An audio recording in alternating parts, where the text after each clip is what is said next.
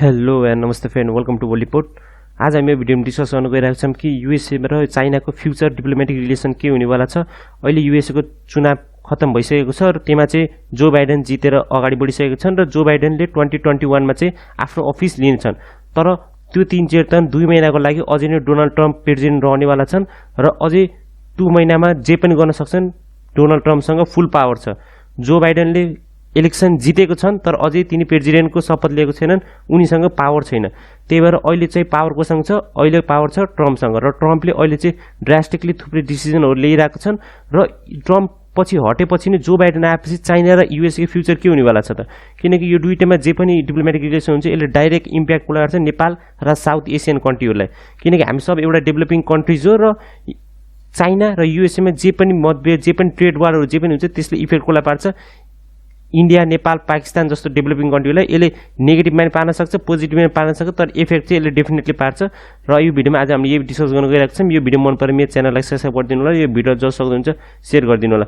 यहाँ थिम दिन सक्छ जो बाइडेनले मैले यो भिडियो बढाउनु चाहिँ तक जो बाइडेनले टोटल 290 इलेक्टोरल भोट जितेको छन्, जसमा चाहिँ 270 चाहिँ युएसए को प्रेसिडेन्ट बन्नलाई 270 भोट चाहिँ चाहिन्छ, जबकि डोनाल्ड ट्रम्पसँग 214 मात्रै सिट रहेको छ।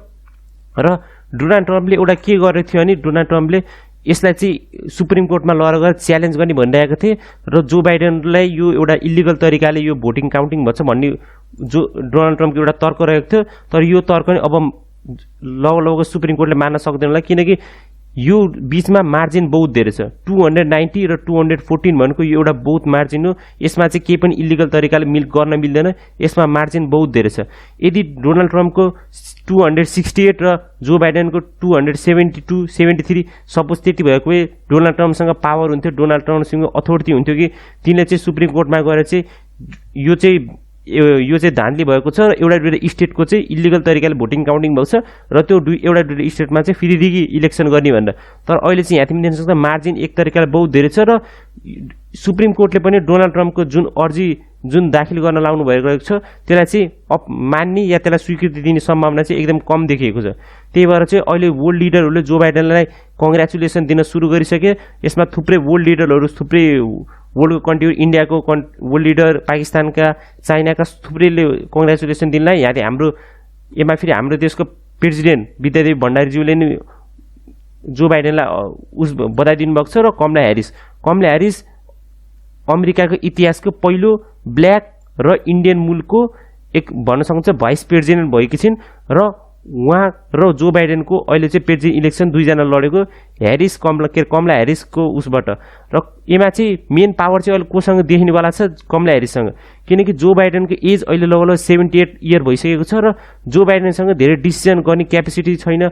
तिनको उमेरले गर्दाखेरि थुप्रै यस्तो रिपोर्टहरू आएको छ, मेडिकल रिपोर्टहरू।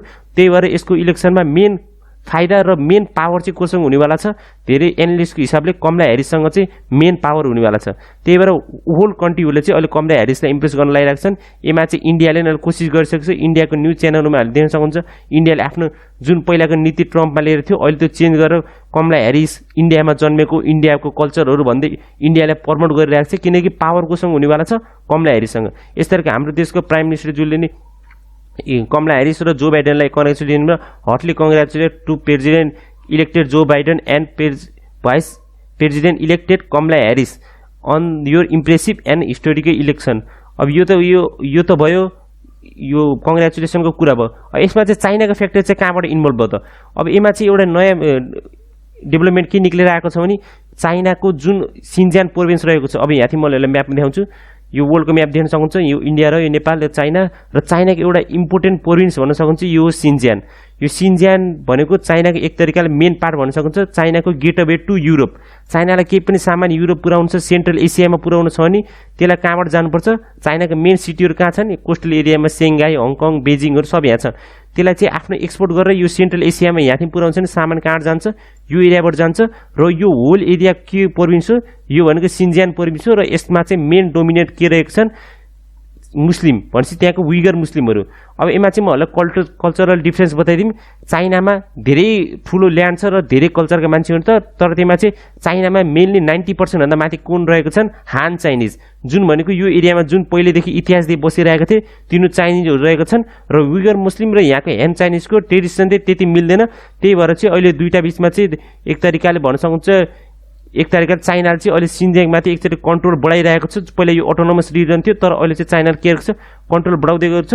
र यसमा चाहिँ एउटा उइगरहरूको एउटा सङ्गठन के रहेको छ भनेपछि टर्किस्तान इस्लामिक मुभमेन्ट। अब यहाँ चाहिँ एउटा मुस्लिमहरूले के गरेको छ भने यहाँ एउटा आफ्नो एउटा टेरिस्ट आउटफिट बनाएको छन्, जसले चाहिँ चाइनिज सिभिलियनहरू, चाइनिज पुलिसहरू, चाइनिज आर्मीहरूलाई के गर्छ, टार्गेट गर्छ। र तिनीहरूको के एउटा सपना छ भनेपछि यो सिन्जियाङ प्रोभिन्सलाई चाहिँ इस्ट तुर्किस्तान बनाउने अन्त। अब यो तुर्क भनेपछि के भनेपछि यो तुर्क भनेको रियलमा तुर्क इथिनिसिटीलाई फलो गर्ने मुस्लिमहरूले भन्न सक्नुहुन्छ पिपुलहरू एउटा तुर्क इथिनिसिटीको। अब यो होल कन्ट्रीहरूमा चाहिँ यो सब टर्किक इथिनिसिटीको मानिसहरू बस्छन्। अफगानिस्तानभन्दा माथि चाहिँ जुन सेन्ट्रल एसियामा रहेको छन् त्यहाँको चाहिँ इथिनिसिटी मेनली के रहेको छन्, तुर्कहरू। तिनीहरूको के डिमान्ड रहेको छ भने सिन्जियाङलाई चाहिँ त्यसको लागि चाइनाबाट ब्रेक गरेर त्यहाँ चाहिँ के भने इस्ट तुर्कमेनिस्तान इस्लामिक मुभमेन्टबाट त्यसलाई चाहिँ एउटा के बनाउने, इस्ट तुर्किस्तान बनाउने एउटा चाहिँ रहेको छ। र यो रहेको छ तिनीहरूको अफिसियल फ्ल्याग, यहाँ तिमी देख्न सक्नुहुन्छ। र the East Turkistan Islamic party state goal are establish to independent state, एउटा इन्डिपेन्डेन्ट कन्ट्री गराउन खोजिरहेको सिन्जियाङमा।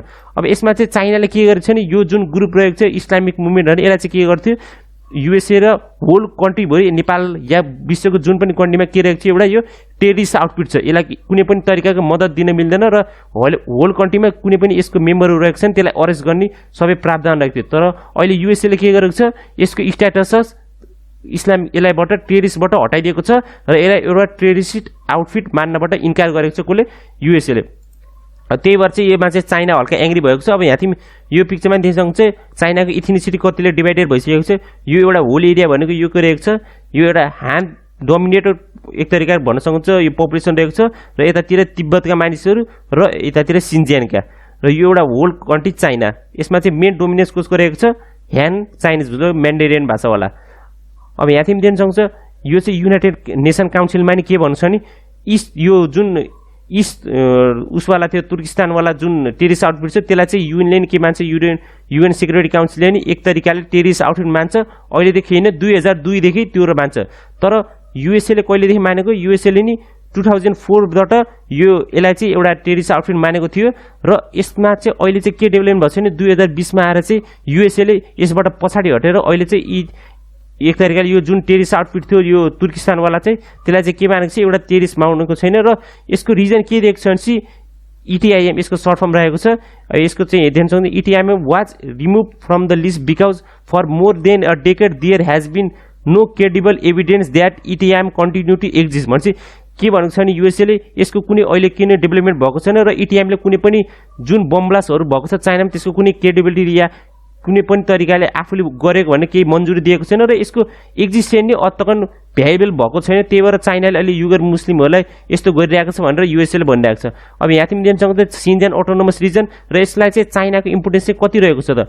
अब यहाँ तिमी देख्न सक्नुहुन्छ यो पिक्चरमा सिन्जियाङ अटोनोमस रिजनमा चाहिँ के छ, यो चाइनाको सबभन्दा रिसोर्सफुल चाहिँ एक तरिकाले प्रोभिन्स भन्न सक्छ, जहाँ चाहिँ ल्यान्ड, वाटर, सनलाइट र युरेनियमको भरपुर भण्डार पाइन्छ। र चाइनाको मेनली इनर्जी जुन तिनीहरूको न्युक्लियर पावर रहेको छ, सोलर इनर्जी रहेको छ र एक तरिका भन्छ सन इनर्जी जुन सोलर प्यानलबाट जुन इलेक्ट्रिसिटी प्रोड्युस हुन्छ त्यो चाहिँ मेनली कहाँ छ, सिन्जियाङ प्रोभिन्समा। त्यहाँबाट ट्रान्सपोर्ट गरेर यतातिर जुन एउटा मेनली जुन पपुलेटेड एरिया छ चाइनाले त्यतातिर एक्सपोर्ट गर्छ। र यसमा चाहिँ अर्को मेन कुरा के रहेको छ भने वाटर रिसोर्सेस, चाइनाको होल कन्ट्री जुन रिभर सिस्टममा जुन वाटरहरू आउँछ त्यो कहाँबाट आउँछ, मेनली तिब्बत र सिन्जियाङबाट। त्यसले गर्दा सिन्जियाङ चाहिँ चाइनाको एक तरिकाले इम्पोर्टेन्ट पार्ट रहेको छ। र एउटा यो चाहिँ के रहेको छ, गेटवे टु युरोप। अब चाइनालाई सपोज युरोपमा के सामान बेच्न छ नि यहाँ तिमी यो सिन्जियाङको हेल्प लिनुपर्छ, किनकि यतातिर रसिया आउँछ र यतातिर इन्डियाहरू आउँछ जुन एक तरिकाले चाइनाको प्रति त्यति फ्रेन्डली कन्ट्री होइनन्। त्यही भएर चाहिँ चाइनाको मेन डोमिनेन्स कहाँ रहनुपर्छ, सिन्जियाङमा रहनुपर्छ। यदि चाइनालाई चाहिँ केही पनि सामान चाहिँ युरोपमा चाहिँ एक्सपोर्ट गर्न छ भने त्यो सामान चाहिँ एक्सपोर्ट गर्न चाहिँ यसलाई सिन्जियाङको मद्दत चाहिन्छ।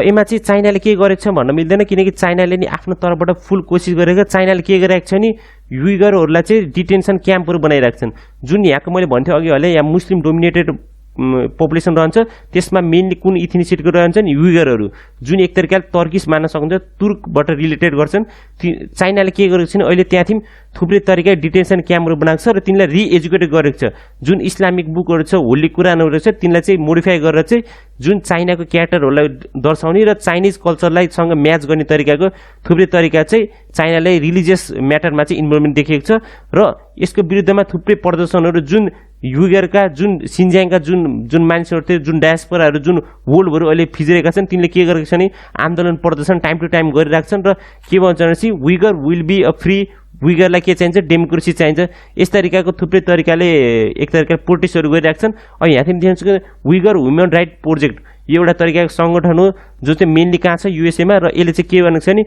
युनाइटेड स्टेटले चाहिँ जुन अहिले टेरिस्ट लिस्टबाट चाहिँ यो उसलाई हटाएको छ टेरिस्ट आउटफिटलाई हटाएको छ त्यसप्रति यिनीहरूले खुसी जताएको छन् र यिनले कसलाई थ्याङ गरेको छन् युनाइटेड स्टेटलाई चाहिँ यिनले थ्याङ गरेका छन् अब यहाँदेखि दिन सक्छ यसको मतलब यो त होइन कि सिन्जानमा चाहिँ टेरिस्ट छैनन् भनेर यो काठमाडौँ पोस्टको एउटा आर्टिकल देख्न सक्नुहुन्छ यसमा चाहिँ यो 2014 को आर्टिकल हो यसमा चाहिँ देख्न सक्नुहुन्छ 12 death in fresh violence in China सिन्जानमा 12 जनाको मृत्यु भएको थियो यो 2014 कुरा 6 इयर अगो र यसमा चाहिँ थुप्रै पुलिस म्यानहरूको मृत्यु भएको थियो किनकि त्यहाँथि एउटा नाइफ लिएर एउटा टेरिस्टले के गरेको थियो र्याम्पेज तरिकाले किलिङ गरिरहेको थियो यो त भयो यहाँथि डिटेन्सन क्याम्पमा चाहिँ कति छन् त करिब 1 मिलियन विगर पपुलेसन अहिले कहाँ छन् डिटेन्सन क्याम्पमा रहेका छन् 1 मिलियनहरू मान सक्नुहुन्छ करिब 10 लाख पपुलेसन चाहिँ विगरहरूको चाहिँ अहिले डिटेन्सन क्याम्पमा छन् जुन एक तरिकाले जेल जस्तो भन्न सक्नुहुन्छ जहाँ भित्र चाहिँ एक तरिका फ्री टिचिङ हुन्छ फेरि तिनलाई लाइभलीहुड जिउनको लागि नयाँ तरिका सिकाउने यो चाइनाले भनेको छ तर त्यसभित्र गएर अत्तन कसैलाई डकुमेन्ट्री फिल्म गर्न दिएको छैन त्यही भएर चाइनाले जे भनेको त्यसमा ट्रस्ट गर्न हल्का अप्ठ्यारो हुन्छ यहाँ तिमी देख्छौ यस्तो गरी तिब्बत र सिन्जानका मान्छेहरूले मिलेर आन्दोलन गरिरहेका छन् र यो भन्न सक्नुहुन्छ 10 मिलियन 1 मिलियन भन्दा 10 लाख भन्दा हल्ला थोरै जस्तो लाग्छ तर अहिले एउटा कुरा फ्याक्टर गर्नुपर्छ कि सिन्जानमा विगरको पपुलेसन धेरै छैन vigour population is very small अब यसमा चाहिँ थुप्रै कारणहरू रहेको छ र यसमा चाहिँ मेन कारण के रहेको छ नि चाइनाको बर्थ कन्ट्रोल ल चाइनाले के गरेको छ भने विगर पपुलेसनहरूलाई चाहिँ China force birth control on Uyghur to suppress population control गर्न चाहिँ सप्रेस गरेको थियो चाइनाले फेरि यो मान्छे विगरलाई मात्रै होला चाइनाले फेरि त्यसलाई मात्रै होइन चाइनाले होल कन्ट्रीमा के राखेको थियो 2014 के 2020 भन्दा चाहिँ के अगाडि के थियो वान चाइना पोलिसी थियो जसमा चाहिँ एउटा बच्चा मात्रै पाउनु मिल्थ्यो त्योभन्दा अगाडि अझै पाउनु मन लाग्छ नि गभर्मेन्टसँग पर्मिसन लिनु पनि यस तरिका थुप्रै प्रावधानहरू थियो त्यो चाहिँ अहिले चाइनाले रिमुभ गरिदिएको छ किनकि त्यहाँ एजिङ पपुलेसन धेरै हुनलाई र तिनलाई रिप्लेस गर्नलाई न्यू जेनेरेसन पपुलेसन कम भएर चाइनाले यसलाई चाहिँ के गरिदियो अहिले क्यान्सल गरिदिएको छ तर यसको कारणले यहाँ देख्नुहुन्छ चाइनाले अझै पनि त्यो लहरू केमा गर्छ विगर पपुलेसनहरूलाई चाहिँ राखिरहेको छ कि तिनको पपुलेसन बुम नभओस् र ह्यान्ड पपुलेसनलाई चाहिँ पछि के पनि तरिकाले एक तरिकाले फियर चाहिँ हुन नपर्छ भनेर यहाँ देख्न सक्नुहुन्छ यसको क्रिटिसिजममा देख्न सक्नुहुन्छ चाइनाको फरेन मिनिस्टरले के भनेको छ भने डोन्ट व्हाइट वास टेरिजम चाइनाले के भन्छ टेरिजमलाई के पनि तरिकाले राम्रो देखाउनु हुँदैन र China condemn US delisting of ETIM as a terrorist organisation युएसएले जुन अहिले टेरिस्ट अर्गनाइजेसनलाई यसलाई डिलिस्ट गरेको छ त्यसप्रति चाइनाले कडी प्रतिक्रिया देखाएको छ र चाइनाले पनि भाव गरेको छ चाइनाले त्यसको विरुद्धमा एक्सन लिनेवाला छ भनेर चाइनाले नि एक तरिकाको यो चेतावनी युएसएले दिइसकेको छ यसले देख्दाखेरि दिन्छ हुन्छ चाइना र युएसको फरेन पोलिसी अझै नि सेलाएको छैन र अझै नि दुईटाको फरेन पोलिसीमा टक्रावर देखेको छ र हल्ला यो लाग्न सक्छ कि पछि त जो बाइडेन आएपछि त यो रिलेसन फेरि नर्मल हुँला अन्त तर मेरो विचारमा यो हुँदैन किनकि जुन पनि कन्ट्रीको फरेन पोलिसी कहिले पनि ड्रास्टिकली चेन्ज हुँदैन चाइना र युएसको रिलेसन राम्रो होला तर 1-2 वर्षपछि हुन्छ ड्रास्टिकली जो बाइडेन आउने बित्तिकै फरेन पोलिसी चेन्ज गर्न मिल्दैन यो तरिका एक तरिका इम्पोसिबल हुन्छ किनकि जो बाइडेनले पछि केही पनि ल पास गर्न चाहिँ त्यहाँको कङ्ग्रेसमा गएर त्यहाँदेखि कङ्ग्रेसको एप्रुभल लिनुपर्छ जो कङ्ग्रेसमा चाहिँ डोनाल्ड ट्रम्पको पार्टी रिपब्लिकनको नि एक तरिकाले मेजोरिटी सिट छ त्यही भएर जो बाइडेन प्रेसिडेन्ट भयो नि मेन जुन डिसिजन लिन छ त्यसमा चाहिँ कङ्ग्रेसको के चाहिन्छ अप्रुभल चाहिन्छ त्यो पाउनलाई रिपब्लिकन र डेमोक्रेट दुईटैको साथ चाहिन्छ त्यही भएर यो रिलेसन चाहिँ पछि सेलाउला या पछि नर्मल होला भन्न त्यति मिल्दैन र एउटा इम्पोर्टेन्ट उस भन्न सकिन्छ कि अहिले चाहिँ युएसएले मेन फोकसको लागि गरेको छ रसियालाई जो बाइडेनले के भनेको छ नि चाइना युएसएको मेन थ्रेट होइन अहिलेको लागि युएसएको मेन थ्रेट को हो रसिया त्यही भएर चाइना एक तरिका साइडलाइन हुनसक्छ र चाइना र युएसएको जुन ट्रेड वार छ त्यो पछिलाई नर्मल हुनसक्छ यो ट्रेड वार इन पनि हुनसक्छ यो त पछि डेभलपमेन्ट हुँदाखेरि थाहा पाइन्छ र यो भिडियो आजलाई यति नै थ्याङ्क्स फर वाचिङ यो भिडियो मन परे च्यानललाई सब्सक्राइब गर्नु होला र यो भिडियो जसो हुन्छ सेयर गर्नु होला हस् त धन्यवाद see you next video God bless you जय नेपाल